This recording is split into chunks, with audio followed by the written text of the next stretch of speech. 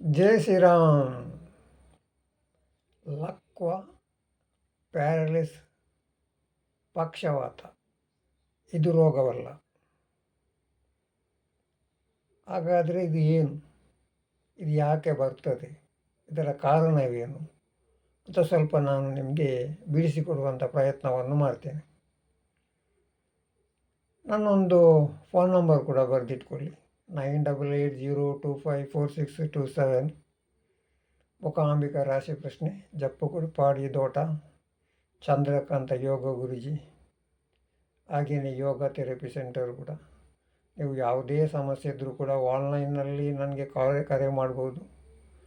ಹಾಗೆಯೇ video call ಕೂಡ ಮಾಡಿ ನಿಮ್ಮ ಸಮಸ್ಯೆಗೆ ಪರಿಹಾರ ಕೂಡ ಕೊಡುವಂಥ ಒಂದು ಸರ್ವಿಸ್ ಅಥವಾ ಮಾರ್ಗದರ್ಶನವನ್ನು ಕೊಡ್ತೇನೆ. ನೇರವಾಗಿ ಕೂಡ ಬಂದು ಮಾತನಾಡಬಹುದು.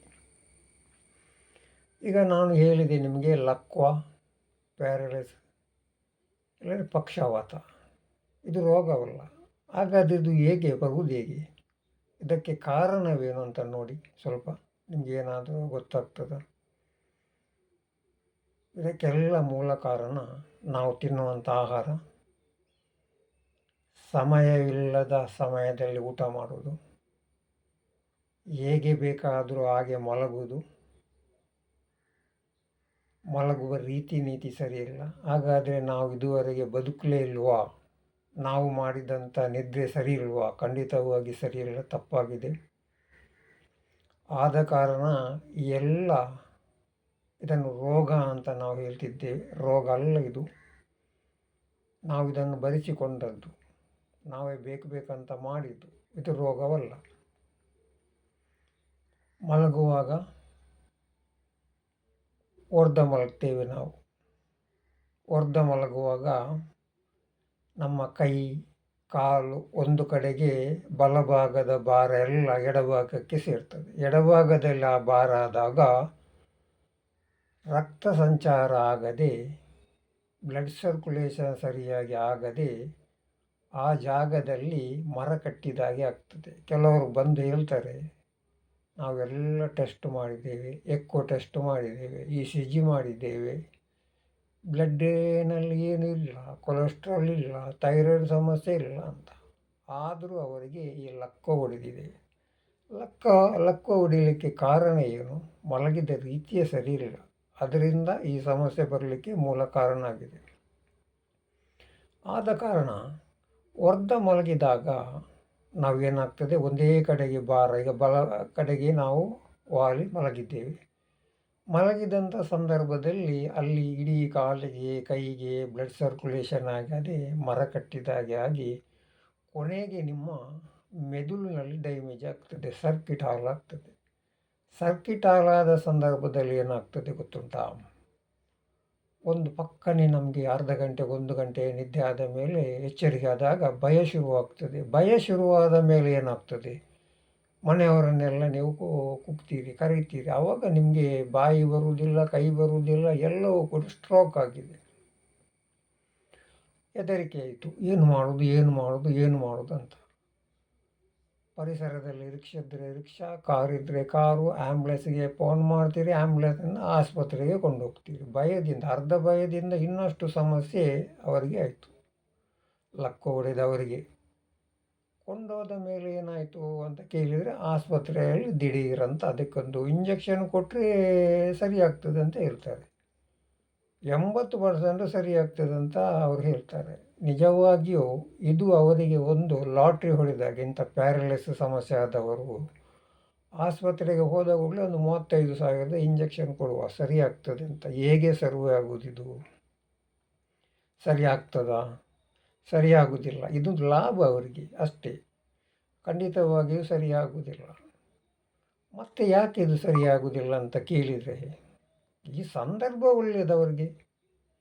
ಕಾರಣ ಎಂತ ಕೇಳಿದರೆ, ನೀವು ಗಡಿಬಿಡಿಯಾಗಿದ್ದೀರಿ. ಗಡಿಬಿಡಿಯಾದ ಸಂದರ್ಭದಲ್ಲಿ ಅವರು ಹೀಗೆ ಹೇಳ್ತಾರೆ. ಕೆಲವರಿಗೆ ಕ್ಯಾನ್ಸರ್ ಬಂದಿರ್ತಾರೆ. ಕ್ಯಾನ್ಸರ್ ಬಂದರೆ ಅವರು ಡಾಕ್ಟ್ರ್ ಹತ್ರ ಹೋಗ್ತೇವೆ. ಕ್ಯಾನ್ಸರನ್ನು ಗುಣ ಮಾಡಲಿಕ್ಕೆ ಒಂದು ಇಂಜೆಕ್ಷನ್ ಉಂಟು, 1,25,000. 3 ತಿಂಗಳಿನಲ್ಲಿ ಕೊಟ್ಟರೆ, 1 ತಿಂಗಳಿಗೆ ಕೊಟ್ಟರೆ ಕ್ಯಾನ್ಸರ್ ಕಂಪ್ಲೀಟ್ ಗುಣ. ಇಲ್ಲ, ನಿಜವಾಗಿ ಆಗುವುದಿಲ್ಲ. ಈ ಜನ್ಮದಲ್ಲಿ ಕ್ಯಾನ್ಸರನ್ನು ಇಂಜೆಕ್ಷನ್ನಲ್ಲಿ ಸರಿ ಮಾಡಲಿಕ್ಕೆ ಆಗುವುದಿಲ್ಲ. ಆಯುರ್ವೇದದಲ್ಲಿ ಮದ್ದುಂಟು ಅದಕ್ಕೆ, ಅದು ನಿಧಾನವಾಗಿ ಗುಣ ಆಗ್ತದೆ. ಅವರು ನಿಮ್ಮ ತಲೆ ತಿಂದು ಬಿಟ್ರು, ನೀವು ಅದಕ್ಕೆ ಒಪ್ಪಿಕೊಂಡ್ರಿ. ಕ್ಯಾನ್ಸರಲ್ಲಿ 3 ತಿಂಗಳಿನಲ್ಲಿ ಅವನ ಸಾವಂತೂ ಗ್ಯಾರಂಟಿ. ಆ ಇಂಜೆಕ್ಷನ್ ಕೊಟ್ಟ ಮೇಲೆ ಆಗುವುದಿಲ್ಲ.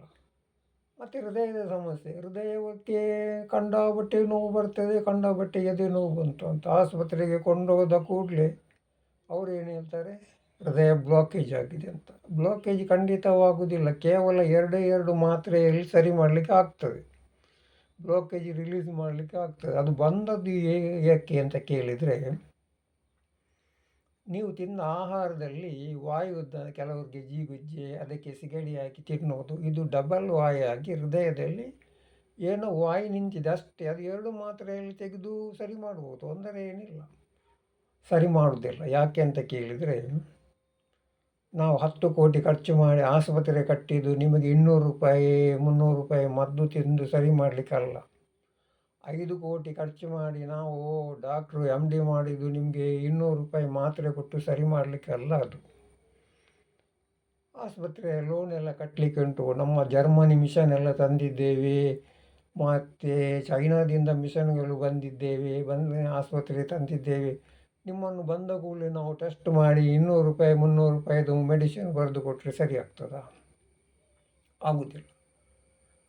ಅದಕ್ಕೆ ನಾವು ಏನು ಮಾಡಬೇಕು, ಬುದ್ಧಿವಂತರಾಗಿ ಸ್ವಲ್ಪ ಯೋಚನೆ ಮಾಡಿ ಆ ಲಕ್ವ ಹೊಡೆದವರನ್ನು ನೇರವಾಗಿ ಮಲಗಿಸಬೇಕು.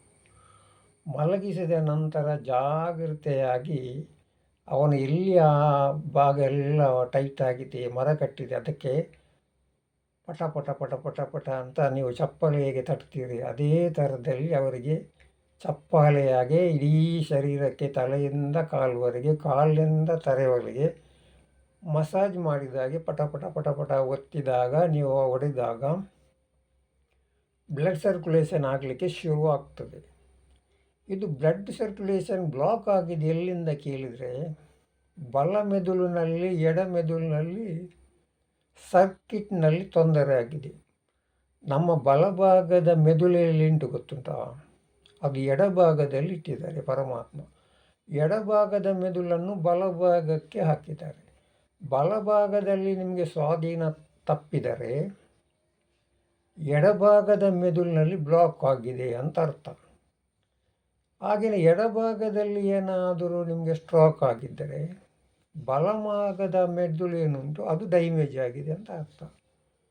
ಪರಮಾತ್ಮ ನಮ್ಮ ಮೆದುಳು ಉಂಟಲ್ವಾ, ತಾಯಿಯ ಮೆದುಳನ್ನು ಬಲಭಾಗಕ್ಕೆ ಹಾಕಿದ್ದಾರೆ, ತಂದೆಯ ಬಲಭಾಗದಲ್ಲಿರಬೇಕಂತ ಮೆದುಳನ್ನು ಎಡಭಾಗದಲ್ಲಿ ಇಟ್ಟಿದ್ದಾರೆ. ನಾವು ಹೇಳ್ತೇವೆ ಬಲಭಾಗದಲ್ಲಿ ಸೂರ್ಯನಾಡಿ, ಎಡಭಾಗದಲ್ಲಿ ಚಂದ್ರನಾಡಿ ಅಂತ ನಾವು ಹೇಳ್ತೇವೆ. ಸರಿ, ಅದು ಶಿವನ ಬಲಭಾಗ ಶಿವ, ಎಡಭಾಗ ಶಕ್ತಿ, ಶಿವಶಕ್ತಿ. ಹಾಗೆಯೇ ನಮ್ಮ ಬಲಭಾಗದಲ್ಲಿರುವಂಥ ಮೆದುಳುಂಟಲ್ಲ, ತಂದೆಯ ಮೆದುಳನ್ನು ಎಡಭಾಗಕ್ಕೆ ಹಾಕಿದ್ದಾರೆ, ಎಡಭಾಗದಲ್ಲಿರುವಂಥ ತಾಯಿಯ ಮೆದುಳನ್ನು ಬಲಭಾಗಕ್ಕೆ ಹಾಕಿದ್ದಾರೆ. ಇದು ನಮ್ಮ ಸಂಶೋಧನೆ, ನನ್ನ ಸಂಶೋಧನೆಯ ಪ್ರಕಾರ. ಡಾಕ್ಟ್ರುಗಳ ಸೈನ್ಸ್ ಪ್ರಕಾರ ನಮ್ಗೆ ಅಗತ್ಯ ಇಲ್ಲದು. ಆದ ಕಾರಣ ನಾವೀಗ ಮೆದುಳನ್ನು ಸರಿ ಮಾಡುವಂಥ ಡಾಕ್ಟ್ರುಗಳು ಇಡೀ ವಿಶ್ವದಲ್ಲಿ ಹುಟ್ಟೇ ಇಲ್ಲ. ನಾವು ಸುಮ್ಮನೆ ಮೆದುಳಿಗೆ ಕೈ ಹಾಕಿದ್ದರೆ ಇನ್ನೂ ಸಮಸ್ಯೆ ಬರ್ತದೆ. ಮೆದುಳಿಗೆ ಕೈ ಹಾಕದೆ ಆ ನಮ್ಮ ಸರ್ಕಿಟ್ ಏನಿದೆ ಅದನ್ನು ರಿಲೀಸ್ ಮಾಡಬೇಕು. ಅಲ್ಲಿರುವಂಥ ಬ್ಲಾಕನ್ನು ತೆಗೆದಾಗ ನಿಮ್ಮ ಬಲ ಕೈ ಏನು ಸ್ವಾಧೀನ ತಪ್ಪಿದೆ, ಬಲಭಾಗದ ಕಾಲಿನ ಏನು ಸ್ವಾಧೀನ ತಪ್ಪಿದೆ, ಅದನ್ನು ಸರಿ ಮಾಡಲಿಕ್ಕೆ ಆಗ್ತದೆ. ಸಮಯ ಹಿಡಿತದೆ, 1 ತಿಂಗಳು 2 ತಿಂಗಳು 3 ತಿಂಗಳು ಹಿಡಿತದೆ, ಸಮಯ ಹಿಡಿತದೆ, ದಿಢೀರಂತ ಆಗುವುದಿಲ್ಲ. ಯಾಕೆಂತೇಳಿ ಆ ಬ್ಲಾಕೇಜಿಂದ ನಿಮ್ಮ ಬ್ಲಡ್ ಸರ್ಕ್ಯುಲೇಷನ್ ಸರಿಯಾಗಬೇಕಾದರೆ ನೀವು ಪ್ರಯತ್ನ ಅಂತೂ ನಿಮ್ಮದುಂಟು. ಹೆದರಬಾರ್ದು, ಭಯ ಪಡಬಾರ್ದು.